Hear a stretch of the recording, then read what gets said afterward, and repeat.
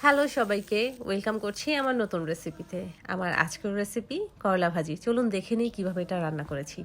এখানে আমি খুবই পাতলা করে কেটে রাখা পেঁয়াজ কুচি নিয়েছি, তারপরে নিলাম 1.5 কাপ পরিমাণ মতো পেঁয়াজ কলি, তারপরে হচ্ছে একটা রসুন একটু মোটা করে কেটে নিয়েছি।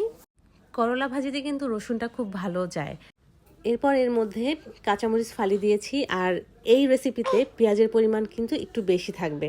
তো পেঁয়াজটা হালকা ভেজে আমি দিয়ে দিলাম কিছু পরিমাণে চিংড়ি মাছ, ছোট চিংড়ি। আপনারা চাইলে এটা স্কিপ করতে পারেন।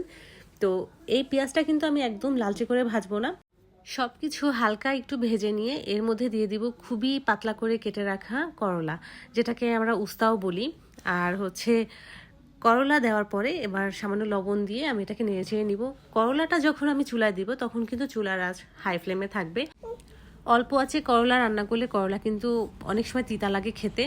আমি যে করলা ভাজিটা করছি এর মধ্যে আমি কোনো হলুদ ব্যবহার করব না, এটা একটু গ্রিনই থাকবে। তো আমার এই করলা ভাজি রান্না করতে কিন্তু খুবই অল্প সময় লাগে, যেহেতু খুবই পাতলা করে কাটা করলা, এটা খুবই তাড়াতাড়ি সিদ্ধ হয়ে যায়। আর আমরা তো অনেকভাবেই করলা ভাজি খেয়ে থাকি। তো আপনারা এই পেঁয়াজকলি সিজনটা থাকতে থাকতে এভাবে একদিন রান্না করে খেতে পারেন, আপনাদের কাছে আশা করছি খুব ভালো লাগবে। করলা ভাজিটা যদি আমি ফ্রাই প্যানে করতাম তাহলে আরও বেশি গ্রিনই থাকতো।